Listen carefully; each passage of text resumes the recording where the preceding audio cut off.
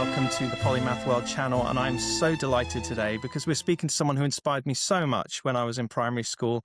It is such an honour and delight today to be joined by the first ever British person in space, Helen Sharman, who flew in 1991 to the space station Mir.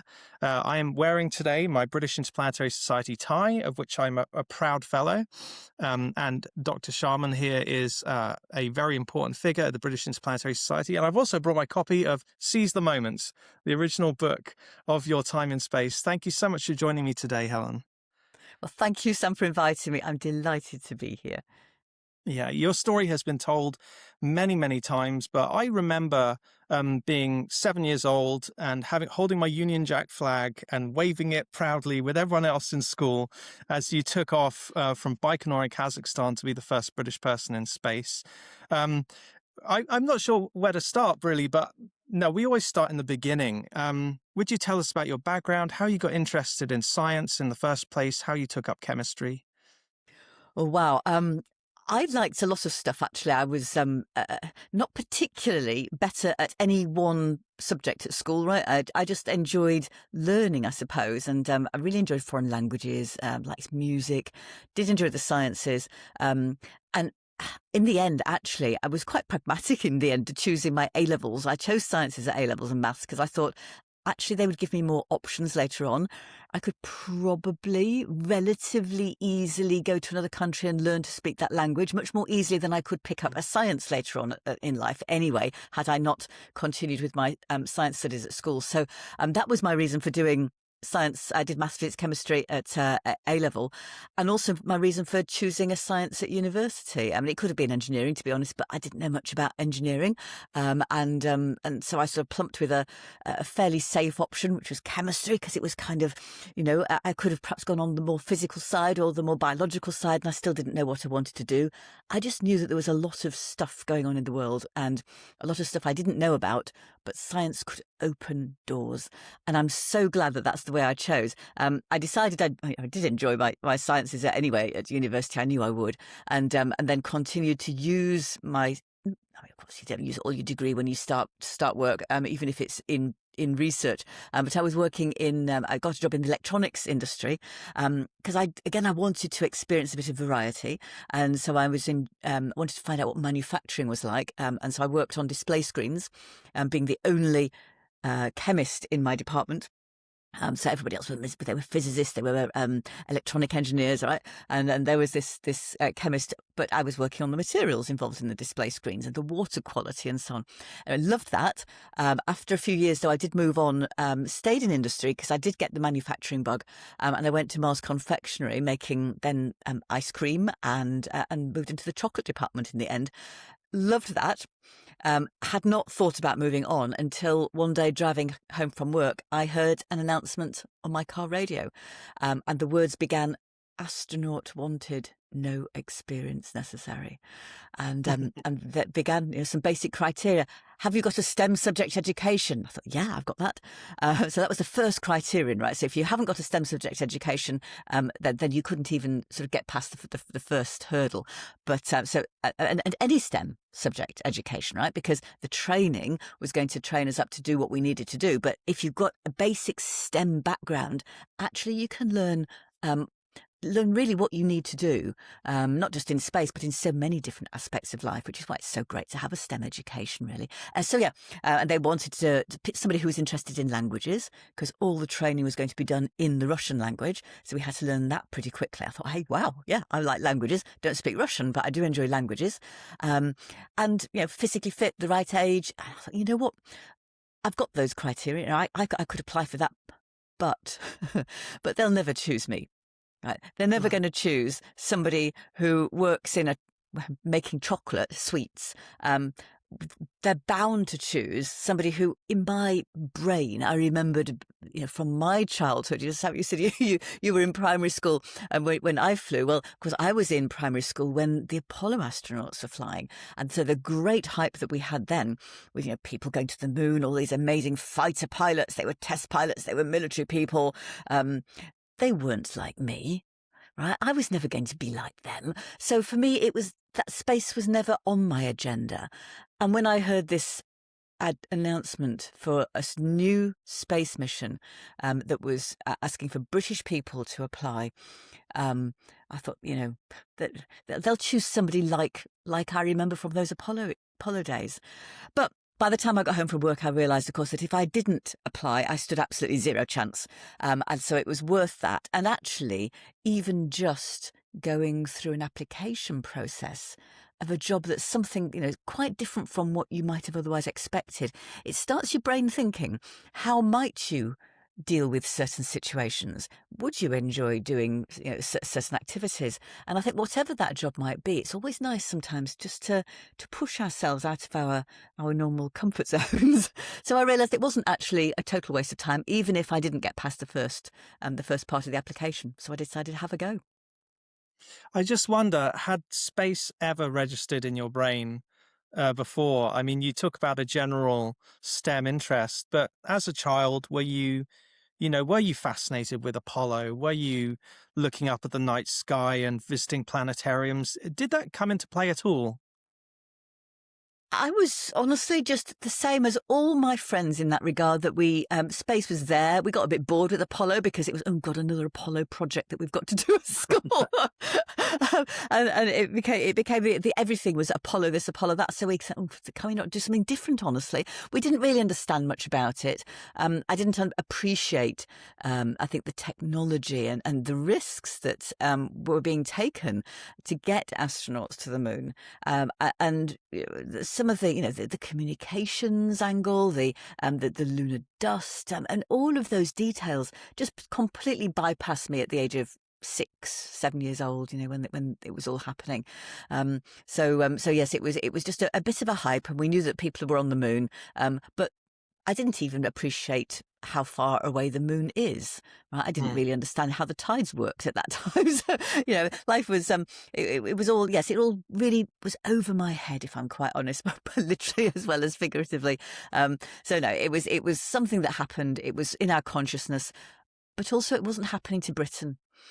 I know Yes. it was. I know the Americans, NASA will say, "Well, we went on behalf of the whole world," but it was America. We knew it was America, and Britain wasn't involved in anything as exciting as that in space, as far as I understood. And I never really got the hype of space, and until I started to become interested, because suddenly there was an opportunity that I could actually get involved with myself.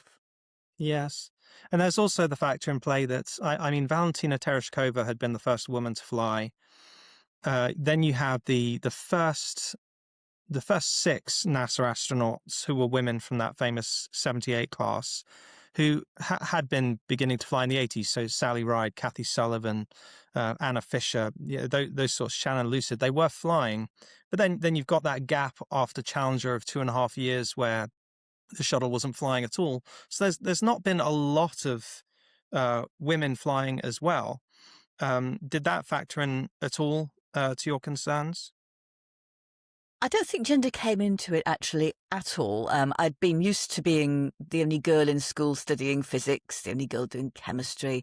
I'd been used to being one of the few women studying chemistry at university. There was more than me, but we were certainly in a minority. I was not fazed by being the only woman in technology in my department when I started working in electronics. There were a few more women working in sort of research and development at Mars Confectionery when I joined there. So yeah, it's just I've just always just sort of done, I suppose, what I wanted regardless of my gender, and being glad to have done that. It's difficult to know how life would have been had I been male, of course. So yeah, I've just been able to, I suppose, not have that as a barrier in my own brain. So yeah, it didn't bother me. It's an interesting time where women flying into space is becoming more normal, and it's quite exciting, but it's still breaking ground. But it is still such a male-dominated space in terms of the astronaut corps. But tell us a bit of what the process was like then, because it's not a typical astronaut application, and a lot of people did apply. So could you give us an insight into what that process was? Yeah, there was after this basic announcement, there was a phone number. So basically, a call center was set up, and we were asked some basic questions at the end of a phone, and then application forms were sent out. And I think they received something like 5,500 completed application forms from about 13,000 initial queries. And then we started sort of that was filtered. So there were then medicals and psychological tests, and then more medicals and more psychological tests. Gradually, they whittled us down. There were 22 of us, I think, who went to the Institute of Aviation Medicine, as it was then, at Farnborough, and we did more specific spaceflight medicals, so things like being spun around in a centrifuge, which was my first experience of that. So I'm fascinated to see how that was. And there's some are we motion sick? Do we have, so therefore, is there a tendency to space sickness? So there's an awful lot of those sort of those medicals that went on there, and then eventually there were 4 of us who went out to Moscow for a couple of weeks. We were basically living in a hospital there while the space doctors completed yet more psychologicals and topped up any of the medicals that they hadn't yet managed to find for us. And at the end of those 2 weeks, we were brought back to the UK. There was a live TV program on which it was announced who was going to be training in the Soviet Union as it was then. So this is back 1989. So Soviet Union towards the end of the Cold War. It was still very other, it was a really exciting place to visit, actually, not just to let alone live and train with the cosmonauts. So that was all part of the reason why I wanted to go, to be quite honest, to experience that part of the world, to explore that. Never really expecting that not only would I not get chosen to do the training, but there were 2 of us doing that training, and one of us would eventually go into space, and one would remain on the ground as a backup. But for most of that training, we didn't know who would get which role. So it was Major Timothy Mace, who was had been in the Army Air Corps. So I mean, very similar in many respects to Tim Peake and his experience. But Tim Mace and I did our training together. Eventually, it was decided that Tim would be the backup, and I would be the prime. So I then trained mostly with that prime crew. But that was very exciting times. Spent 2 winters in that in Star City near Moscow. What a fascinating place to be. Yes, very hallowed ground. And here in the UK, there was the excitement building. You gained the moniker the girl from Mars because of your working at the Mars chocolate place. Your mission is called Juno. I'm interested in how it came about. You know that it would be 7 or 8 days to the space station Mir. How did Juno emerge as an opportunity in the first place? Oh, yeah. So this was back Soviet Union times. There'd been a really successful what the Soviets called their intercosmos program. So this was a space program where the Soviet Space Agency flew astronauts from communist-friendly countries.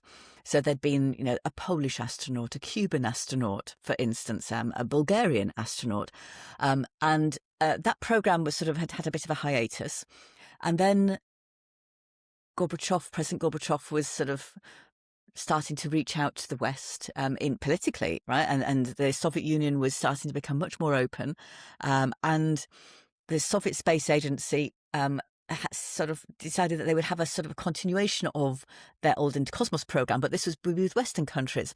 So President Gorbachev reached out to the UK, to Austria, and a number of Western countries actually, and eventually, so the UK came on board.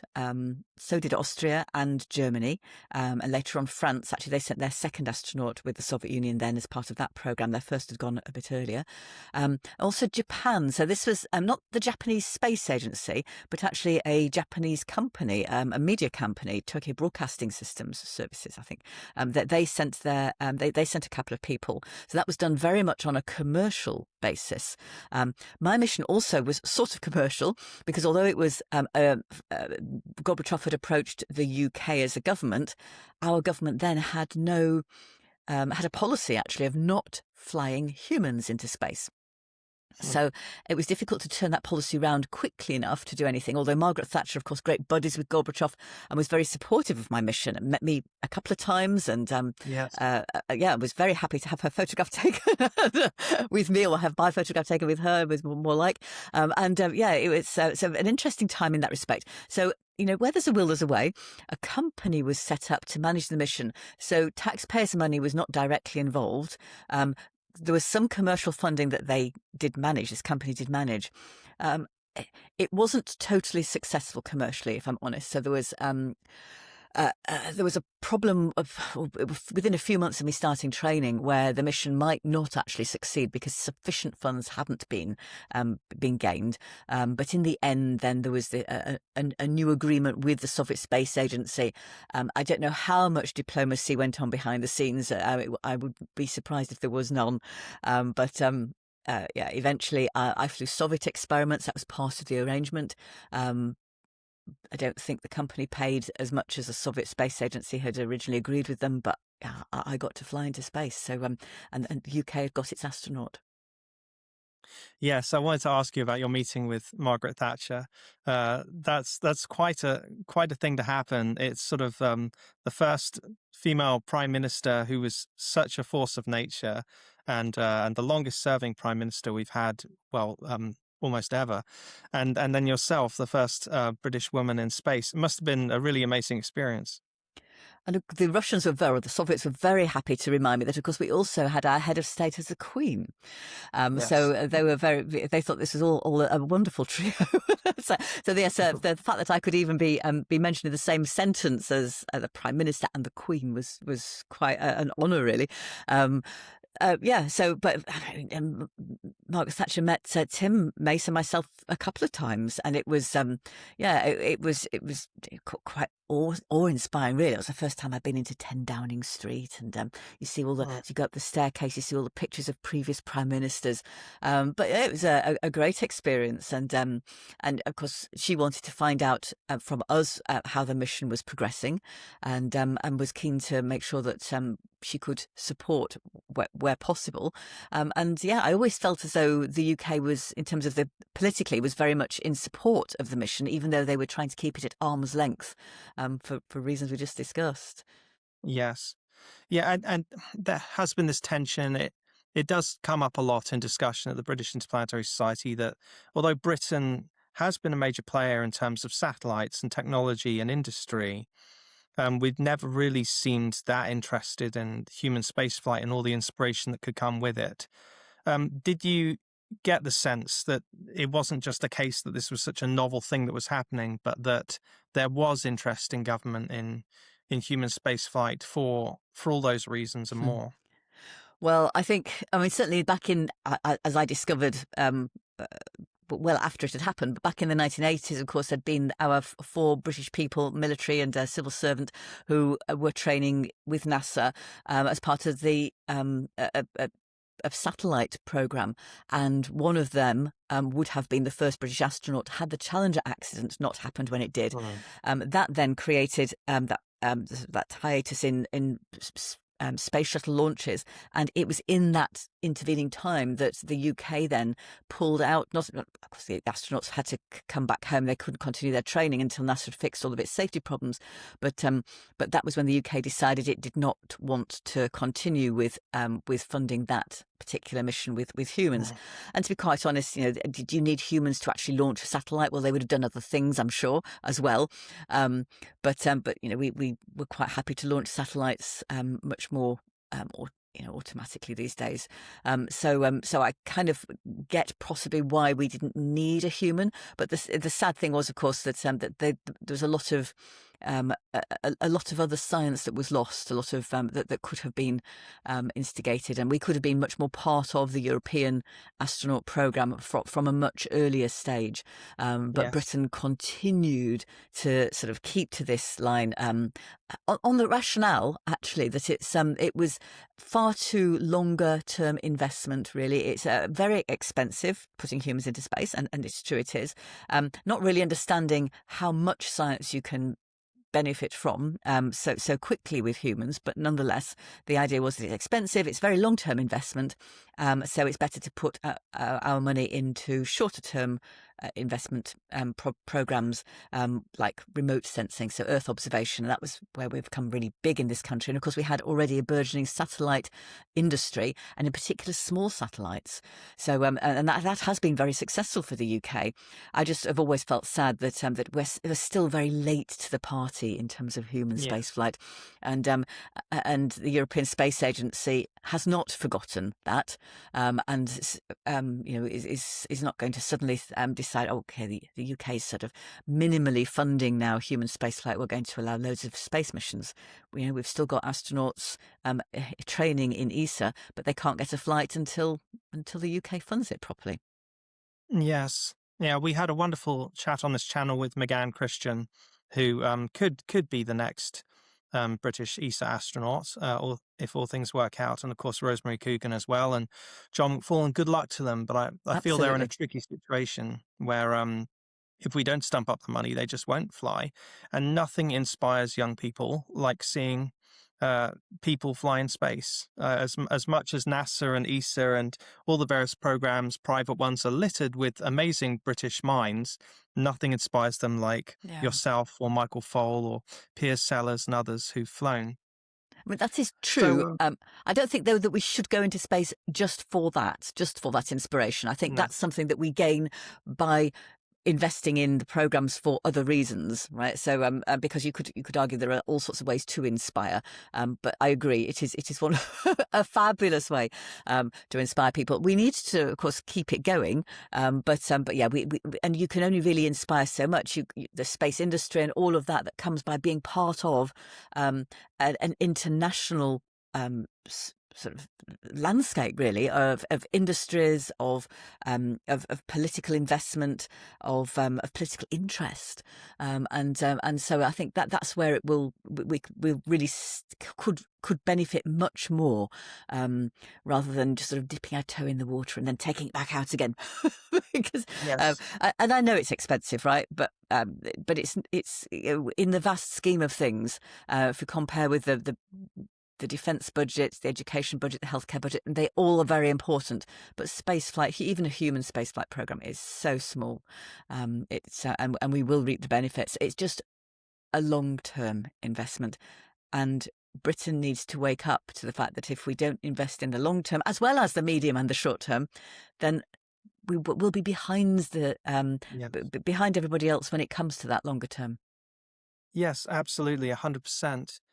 I'm curious as to how much time you got to train with your crew for Juno. How long was your preparation for flight? Because it was a different kind of experience.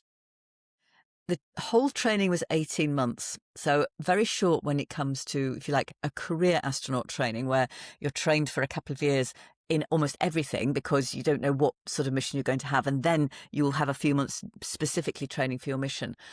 This we knew exactly that it was one particular mission. We knew what time of year it was going to happen. We knew the experiments that we were going to need to do, and we knew all of the systems that we were going to be working in. So it wasn't as though we don't know what spacecraft we're going to use. So we could really focus the training, so 18 months. 3 months of learning the Russian language, because then the rest of it was done in that language, and doing physical training as well. And then we really got to grips with a lot of the theoretical work, and then it got more practical. You do emergency training, you do simulator training. But it's with my actual crew. I trained with a number of different astronaut, cosmonaut trainees, including my crew and what became the backup crew, and also the crew who launched in the mission before mine, because actually they were the crew who I ended up returning to Earth with. So yeah, you train with lots of different people, but as time approaches the mission itself, it becomes more and more focused around the actual crew that's going to go together. Mm. And how was the launch? Tell us about launching on the Soyuz. Could anything really prepare you for that? How did you find that whole experience? Yeah, I mean, we were well prepared, I think. But yes, the first time, of course, you've never actually felt it. You've never actually heard that rumble of the engines as they're firing and so on. So it's actually I mean, I suppose it's the spectacular time for the people on the ground, for all the people watching a space mission. It's the only time that we can really see anything is the launch, right? And so we get very excited for the launch. For astronauts, it's the beginning of a mission. It's just the first bit that you've got to get over. It's a bit like, what is your job? Well, you need to somehow often reach your job. You travel to your place of work, and it's that, you get it once you've done your travel, you then start. And so in a way it's a bit like that. Yes, of course, it's there are a few hazards during the launch. There are more, I would say, for the landing, for the return to Earth, but you don't see that so much from the ground. But yes, 3 different stages in a Soyuz rocket. The first 2 work simultaneously, so it's kind of 1.5 really. But you feel, that thrust does build up slowly, actually, to start with. It was quite windy, and I could feel the rocket just sort of being blown around a little bit on the launch pad. But then as the acceleration increases, you feel the drop in acceleration when the boosters are used up and jettisoned. Central core continues to work. That's what we call in the second stage. But then that's jettisoned, and then we drop down to about half a G before the third stage kicks in. So, maximum about 4.5 G of acceleration. It's over very quickly, right? So Right. 526 seconds, I think it is. So that's less than 9 minutes. We're exactly where we need to be.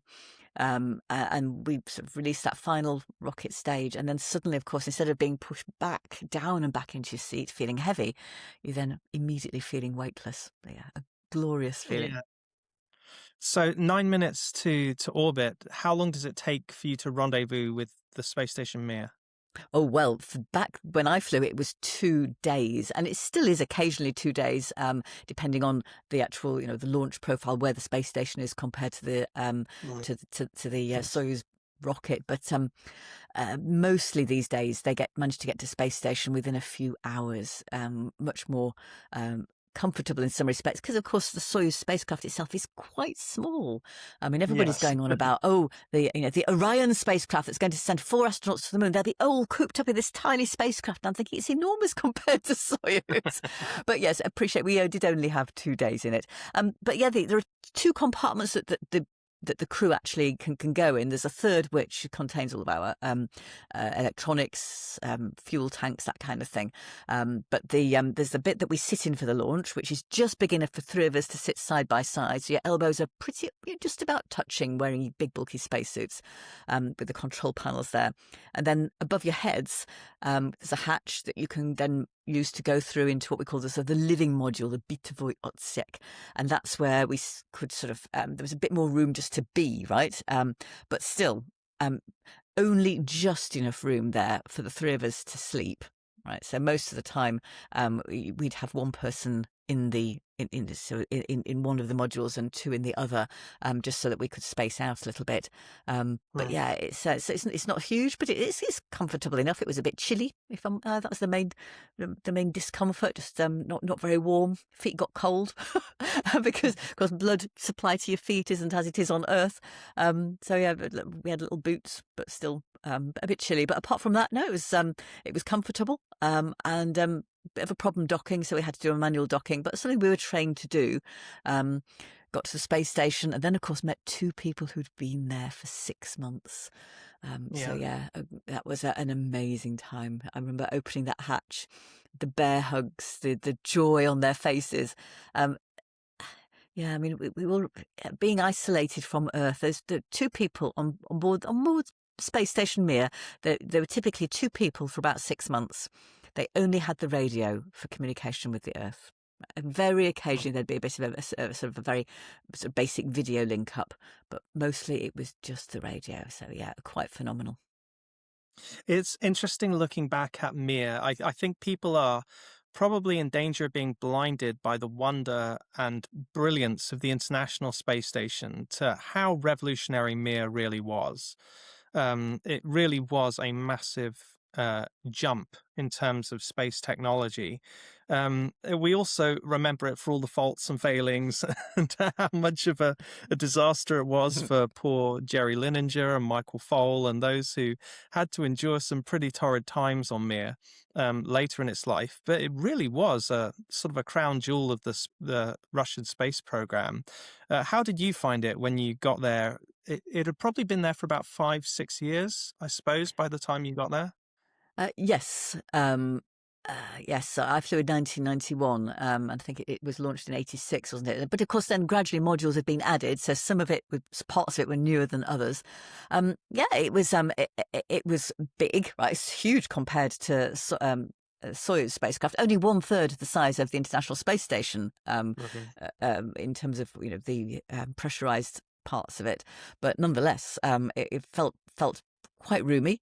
Um, I found it was full of. It felt like it was just full of junk. So, as with anything, any lab, right, any laboratory, anywhere, you struggle to throw things away, and there's not enough storage because when it was designed years back, you didn't know that you were going to need that piece of equipment and this piece of equipment. So gradually, we'd put more and more stuff and kit on the walls. For instance, the spare toilet room, a little room on the space station, that had been filled full of bags and boxes and bits of kit, just for somewhere to put stuff. Yeah, so that's how it was really. So a bit frustrating trying to find things. One of the jobs of my crew after I'd gone was to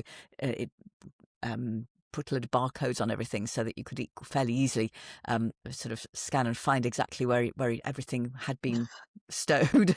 um, yeah, what else was we had an electrical issue. So there'd been a new module added just not long before my spaceflight, which was actually shielding some of the solar arrays from the sun. And then when we arrived, of course, we were draining the batteries a bit more. Suddenly, there were 5 people on board the space station instead of the 2 that were there before. And while it was thought that that would be okay, it was all understood that we would drain a bit more battery power. I think the age of the batteries hadn't been taken into consideration, so they discharged more quickly. And we had a few times actually where the lights went out, right? And the fans that circulate the air that you need, because you don't have convection to have that air circulation, so you need, so the fans stopped working. So we had to physically move around to make sure we were breathing fresh air. It was pretty Mm. dark until we came back round into the sunlight again, and then we could absorb a bit of energy through those solar arrays into the batteries, and the lights came back on and the fans started working again. So yes, so things do go wrong, right? And a bit like any old car, we're not so used to that these days because cars tend to be much more reliable, as a lot of technology, right? Space stations are more reliable than they used to be. But we're always sort of fixing stuff, and even now on ISS there'll be fixes that happen most days, mostly fairly minor, some a bit more major. Often they're done before we know that the batteries need replacing, for instance, so they can replace those in advance. But as we learn more about the technology that we need, but yeah, basically, an amazing place. Like you say, in the 1980s and 90s, to have a space station that could support human life for months, and years actually at a time, quite a phenomenal thing, and allows so much science to happen on it too. Yes, and I wondered if you could tell us a bit about some of the science that you got to do there. I imagine you were very busy. When people who go on short missions tend to have much busier timetables as a result. Can you remember much of the science work you were doing there? The science experiments, they were all Soviet experiments, so they were all Soviet research, and that was the deal that was made for my space flight in the end. So it ended up being actually a much more collaborative mission than had ever been intended. And for me, that was in some respects quite nice. I would have loved Yeah. to have done some of the British experiments, and there'd been some that had been designed and quite well developed actually, many of which did fly on other subsequent missions, or they were used in other research. But but nonetheless, I was happy to do some science. But the great thing for me was that the Soviet scientists really wanted to use this mission as a bit of a showcase on how the scope of science that they were doing, which was great. So I got this great variety of doing some biological stuff with plants, with our own bodies. So taking blood samples, looking at how we were adapting in other ways to space, to feeling weightless right in space. We did some new materials, so mixing various metals together, protein crystallization. That was really an Excellent. amazing thing to be able to do. Some stuff out of the window. That was great. I probably sort of missed something pretty major, but yeah, it was lovely to have that variety and scope. Sad thing, was that, of course, when I did then come back, all of the results were straight back to the Soviet scientists. And so I don't really know let's say, the outcome of much of that. It would have gradually formed part of the knowledge base of science worldwide. But yeah, it would have been nice to have been able to have been a bit more involved in those experiments afterwards as well, to follow through a little bit. There was a nice mini experiment I took up for British school children with some seeds. So Tim Peake did something similar as well. So it was where I took up some seeds with me, and there were some seeds that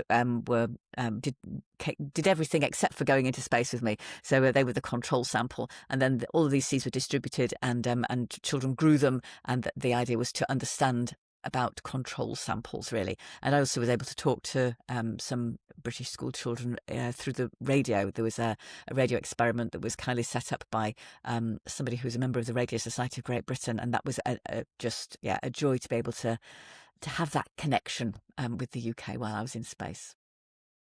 I'm interested as to how you adjusted to weightlessness. Did you enjoy weightlessness? Did you get space sick at all? I loved feeling weightless. Yes, it's for me it just felt very natural. I forgot what it's like to sit down, to stand up, and your body does adapt. Some people do take a bit of a while, as you mentioned, this sort of space sickness, how our ears get a bit confused, the vestibular system, the balance system, and it can create a feeling of nausea. And some people do actually vomit. Less so these days because of the antiemetic drugs that they can take before the space flight. But I wasn't sick. None of my crew was actually. I do wonder, had one of us been sick, maybe a bit of a chain reaction, because of course, especially in a small contained space and spacecraft, it's not the most pleasant thing. But no, it just felt lovely. I mean, every time you move a finger, there are signals going to your brain to tell you that you feel weightless, and so I think your body does naturally adapt very easily to that. And just moving around again, it seemed quite natural to push off from one part of the space station and move our way through, to pull ourselves along with ropes, to, instead of using handles, you sort of hook your knee or your ankle underneath a foothold or something, and so that's how you keep yourself in one particular part of the space station to do whatever you need to do there. Yeah, it's relaxing. It's too relaxing actually for the human body, which is why our bones and muscles decondition and we lose mass, muscle mass, bone mass, and that can provide longer term problems. We are understanding much more than we understood when I flew. So things like our eyes and how our eyes change shape in space. And we think it's because of the fluid shift that comes towards the head and upper body, which actually is a bit uncomfortable, if I'm honest, for the first few days until your body adapts. And so we get rid of this extra fluid and it redistributes a bit. And we don't feel so sort of fat and puffed up anymore in our faces. But yes, our eye shapes change, sometimes permanently. So some astronauts require vision correction in space where they did not on Earth. NASA provides a variety of glasses for astronauts to wear after they've, even if they had perfect vision on Earth, the idea is that some of them may not have, they may need a bit of help to read while they're in space. So when some astronauts return to Earth, sometimes their vision corrects and their eye shape goes back to what it was. Sometimes it doesn't. So yeah, there's a lot of work on that. Our immune systems we didn't know much about then when I flew either. So it's interesting. I think how rapidly we've gained in our understanding of the human body in space, and some of the considerations. Radiation we've always known is a problem, and on Soyuz there wasn't so much shielding from cosmic rays as there was on the space station. And yeah, when I closed my eyes particularly, I could see these flashes every few seconds, which we think is a result of radiation coming through the walls of the spacecraft and through our own bodies. Yes, a lot of work on that. Some of my own work has been on space radiation and DNA. Were you able to sleep, either just because of the excitement or looking out the window, or because some astronauts sleep is the best sleep they've ever had, and some really struggle to fall asleep? How was it for you? No, I was tired on the first night because I'd been a bit excited the night before, and so I slept in Soyuz well, and it never changed from that. Got a bit of backache I think it probably because of the spine elongating, because no longer compressed by the weight of our heads in space. Very common. I didn't realize it was so common actually then, but apparently it is. And I actually just naturally corrected that when I slept by turning sideways in my sleeping bag and pulling one leg up, one knee up, so that my spine was a little bit curved, and that just somehow made me feel much better, not only at night but for the rest of the next day as well. So that's how I ended up sleeping all the time. You mentioned radiation. So Sam, I mean, I know you're interviewing me on this podcast, but it would be actually just maybe now is a really interesting time just to find out a little bit about what you've discovered in terms of radiation and Oh, DNA. yeah. Well, so yes, I think you were there for my presentation at BIS in London in November. I gave one in Los Angeles in October, which I've actually put on this channel, so I could send you the link to see. Um, Nowhere near enough research has gone into the human DNA repair damage side of things as there should have been. And part of the problem there is obviously so few people have been beyond low Earth orbit. So we still have some protection in low Earth orbit that you don't have if you're going to the moon and Mars. So our N is very small. we have Yeah. about 18 people who've been for a total of about 12 days, that sort of thing. But the most interesting thing for me is because galactic cosmic rays and solar radiation causes a complete double strand break, which is the worst kind of DNA damage. We have evolved two means of repairing double strand breaks. We have homologous recombination, which is very faithful, a careful process by our body to take a template and make a complete faithful copy and then stitch them back together. Excuse the crude language, obviously they're not actually stitched together. But then we've evolved non-homologous end joining, which is very quick, which is where, and forgive me for anthropomorphizing here, our DNA basically panics and just glues it back together. And whatever's been lost, sometimes up to 1,000 base pairs is just lost. And your body just sort of goes, oh, well, at least it's stuck back together. For whatever reason that we don't understand, and this was only discovered a few years ago, when we're in space, microgravity makes our body want to lean towards non-homologous end joining rather than homologous recombination, which is a problem because that's much more dangerous. You're gonna incur a lot more damage to your DNA through repeatedly using non-homologous end joining. It keeps you alive, but you're going to get a big buildup of genes getting disrupted. Much greater risk of cancer. I think that a big important step would be to find out why our body is doing that and find some way of correcting that. There are positive things you can do. So my supervisor and I have just written a paper on this for the BIS journal, actually, that you can upregulate a very important checkpoint protein called P53. Astronauts are able to do that, sort of give their body a bit of a boost on the DNA repair processes. But I think my main encouragement is there's never been a better time for this. I mean, on the news all the time, you're seeing this disease cured by gene therapy, this child healed through gene therapy. I mean, we have CRISPR-Cas9. Gene sequencing has never been cheaper, never been faster, never been more accurate. People have used some of these tools in space. I know Christina Koch used CRISPR in space. Kate Rubins did gene sequencing in space. Ricky Arnold did some genetics work with RNA in space. There is a bit more, but it should be a point of emphasis, genetics in space. But we've got tools that we didn't have before. So I think we've got new biological tools. We won't just have to rely on shielding, where we could proactively fix genetic problems in space. And quite non-invasively. So that's encouraging. But much of this is theoretical. We have this on Earth. We could theoretically use it in space to fix these problems. And I think radiation is the biggest problem.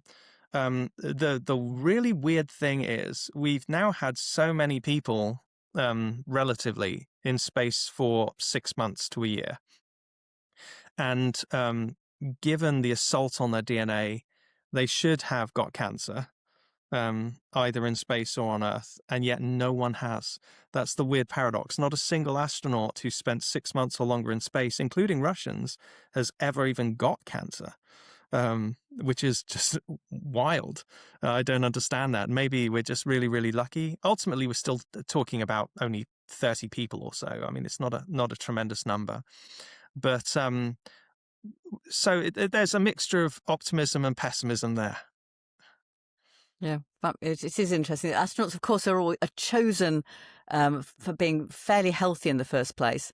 And we do tend, I mean, not always, but we do tend to try and sort of keep in shape. We've got an interest in remaining healthy and fit. So I don't know how much of an element that is in terms of cancer as well. We know it's obviously multifactorial. So, yeah, but that would be interesting. Yeah. Yes. Yeah. I'm sure your time went by in the blink of an eye. Do you have any particular memories of looking out the window and anything wonderful that you saw? What was your favorite experience? Oh, I mean, yes. uh, uh, Looking out at the Earth when we're all together, I think is probably one of my favourite experiences.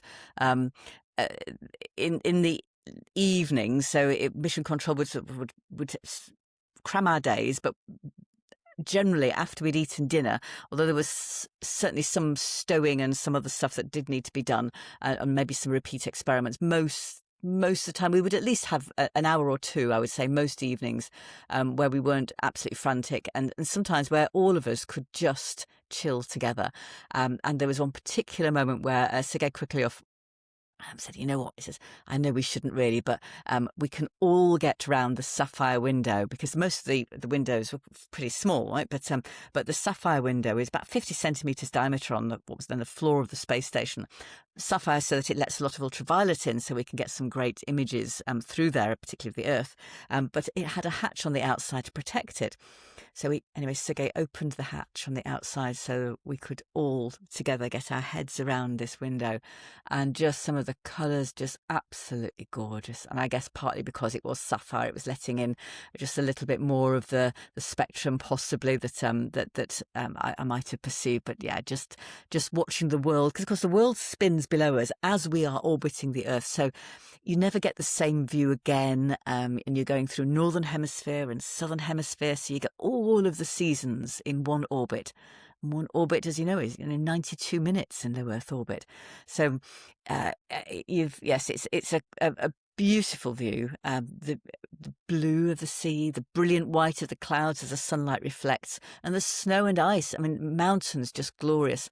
And because we are in low Earth orbit, only 400 kilometers above the Earth, as if you look at an angle to the horizon, there is some perception of the very high mountains. You just sort of rather, of course, when you just look straight down on top of them, then the perception is more of the crevasses and the rivers running through that you can see differently. But yeah, just glorious, and the fact that we just all enjoyed doing that together, talking about our families and friends back on Earth. That was a very special time.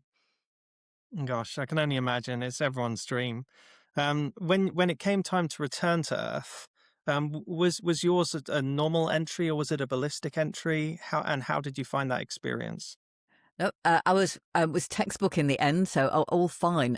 You separate from the space station physically. You just push yourself away with springs far enough away, then you can fire your re-entry rockets. So that's the first sort of deceleration we really felt for a while, and then you just wait until you come back towards the atmosphere. So this is all then happening pretty quickly. So within the space of about 20, 30 minutes or so. So we fired our retro rockets over South America, and then that orbit brought us up through the Atlantic, over Western Europe, and then we ended up in Kazakhstan. But yes, coming back through the atmosphere, that's what slows you most. So the most deceleration, and that was about 5.5 G. So it's physically harder returning to Earth coming through the atmosphere in Soyuz than it is actually launching. And because you're coming in so fast, you build up this plasma around you as the upper atmosphere molecules get charged, bits of the molecules are ripped away in the heat and the friction, and you get this charged plasma around you which glows. I had a window. There were the two seats on the outside. Mine and also Sergei, the flight engineer Mustafa Manarov, who I was returning with. So we had windows, and I could, if I put my head right close, really right by the window, I sort of leaned it over a little bit, I could see just a bit of the surface of the spacecraft. And it's ablative, right? So you can see it kind of bubbling up and crisping and charring as it comes through the atmosphere. A bit weird. You know it's supposed to, but it's nonetheless a bit weird. But then the parachutes open, big jerks. And then retro rockets fire about 1.5 metre above the ground to give you a slightly softer landing, but it is a bump. And of course, Yes, I've heard it's quite a a bit of a slam. And to be quite honest, these days they have 6 retro rockets, 6 sort of soft landing engines, whereas we only had 4. And it has been upgraded because it was deemed a little bit tough. But the seat is moulded to fit you back, and we're braced for it when you were about to land like that. And usually people are fine. It's only when if something goes wrong that they have a pretty heavy thump on the ground. It was okay. So it was a bump, but it was okay. And we tumbled head over heels a bit because it was quite windy, so the parachute, until it was jettisoned, just got caught the wind a bit. So ended up on our sides and waited for the rescue team to arrive. We knew they'd seen us, so that was all okay. After a week, was there much adjustment, or is a week really not that much of a readjustment? Yeah, muscles and bones, absolutely fine. Well, they would have been degraded a bit, but hardly. The main thing for me was balance. So I wasn't feeling nauseous or anything on return to Earth. So astronauts who've been space sick tend to be Earth sick a bit when they get back as well. But no, for me, it was more the balance. So I just had to learn how to stand up and walk actually without being wobbly. So that was my main lessons, just picking up a leg and not leaning over to counterbalance it because it felt so heavy. So there's this sort of this wibbly wobbly walking for a while until I learned that I could just pick up a leg and walk in a straight line. Yes, it's just amazing how adaptable we can be. Humans particularly, partly because I guess we are able to, we understand what's going on, so we're able to counteract in a certain way. But just physically, we're quite adaptable too. Mm. I remember Nicole Stott and others talk about the mental things of, she talked about just sort of holding a glass of water in the air and just letting it go, thinking it would just hover, and then it smashing to her shock. And people are, just doing that, holding a, Ricky Arnold talked about just holding a spoon and then turning around and it falling to the ground, being like, oh yeah, of course, it won't just stay there. Yeah, I mean, maybe if you've been up in space a long time. Yeah, I just found as though I adapted really quickly, just as I did when I was in space. It just felt, again, a very natural way to be, because every time you move, you're sensing that feeling of weight all over again. I had a crumbling sort of muesli bar thing that had travelled with me to the launch site, and then Tim Mace had taken it back to Star City after I'd launched, and then he brought it back for me. So it was just like a little travel bag, really. And I just sort of shoved this thing in, forgetting it. But by the time, after the landing, first of all, really thirsty, and secondly, felt a bit peckish. And Tim handed me this muesli bar, and I just ripped it open. And the first thing I did quite naturally was to shake the crumbs out. And it was only after I'd shaken the crumbs out into my mouth, I thought, you know what, I couldn't have done that in space. They wouldn't have come out. But it seemed a natural thing to do on Earth. So I think, I think there's, we do adapt. But perhaps if you've been in space for a bit longer, it just takes that bit more time. Yes. Everything changed for you. You've made history. You're very, very famous now. A bit of a British icon. What was life like when you got back to the UK? And also tell us about your work now with Imperial. So, well, in order, I suppose, back in the UK, it was I wasn't trained for the notoriety, and it was pretty full on then. I mean, now it's to be quite honest, I'm not sure I'm really famous at all now. My name is known in certain circles, but yes, it just going to the local supermarket and people recognising me was quite a shock to the system. I mean, I knew it was going to happen, but it was a bit odd, I suppose, shock to I suppose in realising and understanding how I was going to deal with that. But you learn pretty quickly, I suppose. It was good that in many respects I was able to use that notoriety, first of all, to share my mission, because of course it wasn't just mine. I felt as though it was a UK mission, and it needed sharing. And I was invited to give a lot of talks about it.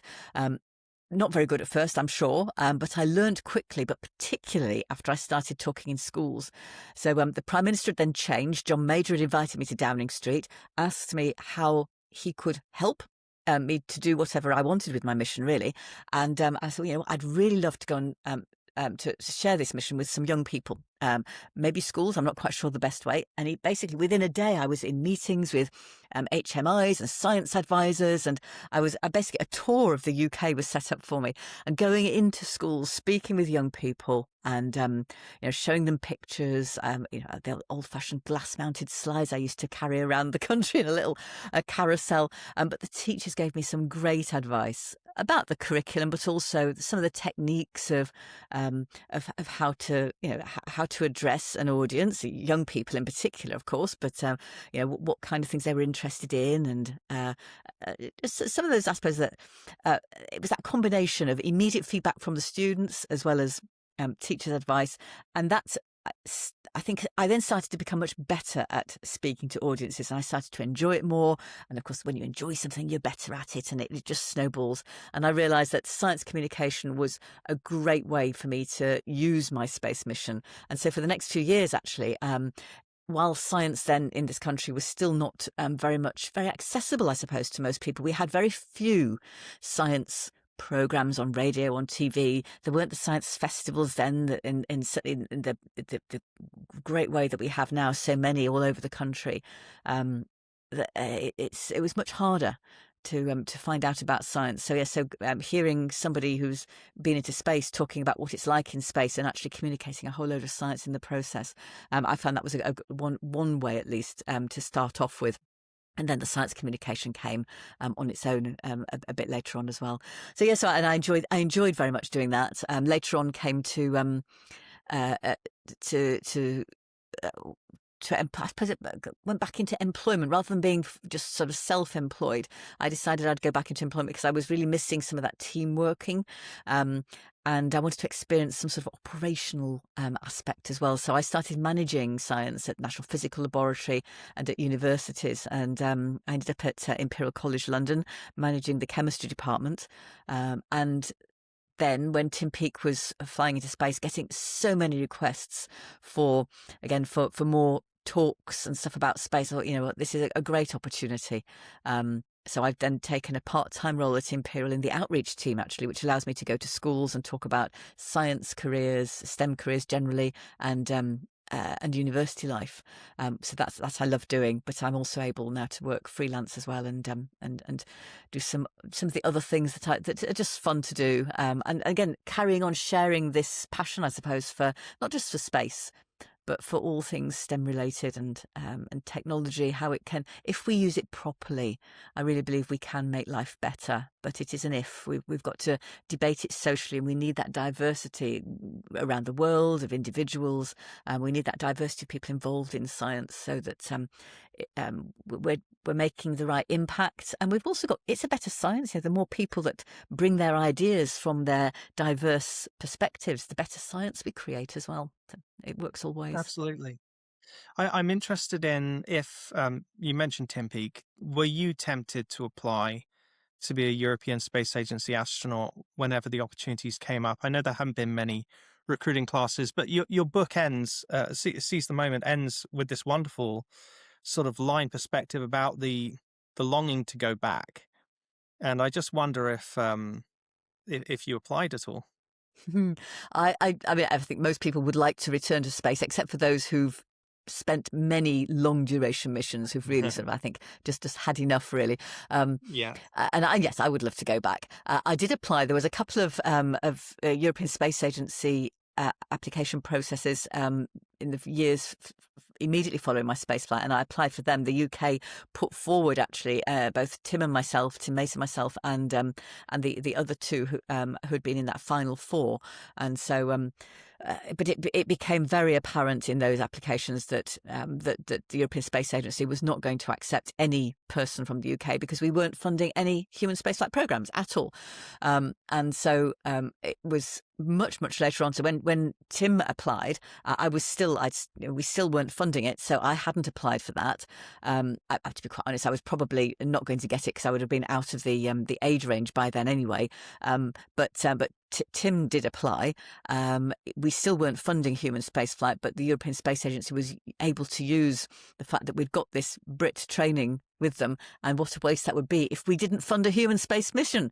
So it was a great arm twister, and the UK duly obliged. But yeah, we need to do it again because, as you say, we've got some great astronauts training with ESA, and they could do so much for the UK, and keep us there in that's international. On that platform, really, of human spaceflight, and all the benefits that creates for our science, for our industry, as we're thinking that the space economy is going to really open up. And this is not just in a small way. Low Earth orbit economy, and then maybe even a lunar economy. We've got to be in it to get it, right? And absolutely. Let's hope that they get their flight soon. Yeah, I'm aware already that I've had you for an hour, and there's a million other questions I could ask you and want to ask you, but I'd like to just finish by asking what advice you would give young people, students who are watching this, or who want to be in that space economy, or who have ambitions to go to space themselves. What's the best advice you could give them?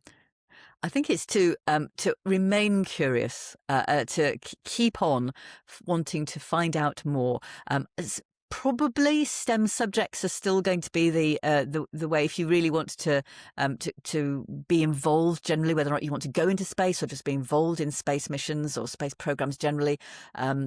STEM subjects are the most likely, but they're not the only subjects. We need space lawyers. Increasingly, we've got those regulations to fix, so we need diplomats, we need negotiators, we need economists. But we need a lot of STEM students. So I would say if you've got an aptitude for STEM, but enjoy it, right? So you've got to enjoy your subject. If you enjoy it, you're good at it, and vice versa. And you'll want to study more of it and use it more as well, in a variety of ways. And I think that's where space still is really useful, is that we find out stuff in space, but we can also then apply that on Earth, and in different aspects on Earth as well. So I'd say keep dexterous. So enjoy a variety of hobbies, be it playing a musical instrument, maybe doing craft. Keep fit. Because if you want to be an astronaut, then you're going to need to be sort of fit and healthy. Look after yourself, and enjoy those team sports. Because whatever job we have, whether it's as a scientist, in research, or as somebody in industry, or as an astronaut, that teamwork is really important. Increasingly, we need to cooperate, to collaborate, to discuss stuff. Science is not something that one person does on their own in their little laboratory, publishing a result every now and again, and then goes back to their laboratory to do another experiment. That is such a small part of science. It's very much this sort of a person, sort of a people subject, as is engineering. So I think, yes, the idea is study something STEM, keep dexterous, go and enjoy your team sports, your orchestras, your football, whatever it might be, and just love life. Keep on finding out more about the world, and try and be useful. If we can all leave the world in a better place than it was when we arrived in it, I think that would be a great way we could move forward. Amazing. Thank you so much. It's been such an honor to speak to you and have you on this channel. And I really look forward to seeing you again at the British Interplanetary Society and wherever else I might bump into you. Thanks for joining me today. Oh, Sam, thank you. And I'm going to be looking out more and more for that that genetics research. I think you're absolutely right. Radiation is the big thing in space right now. So yeah, let's more power to your elbow with that. Thank you. Thank you. Thank you so much for watching. Don't forget to like and subscribe. Stay tuned for more amazing conversations with incredible researchers who are changing the world we live in and driving humanity forward. Feel free to check out my Instagram at polymath_Sam, or go to my website at www.sam-mckee.co.uk.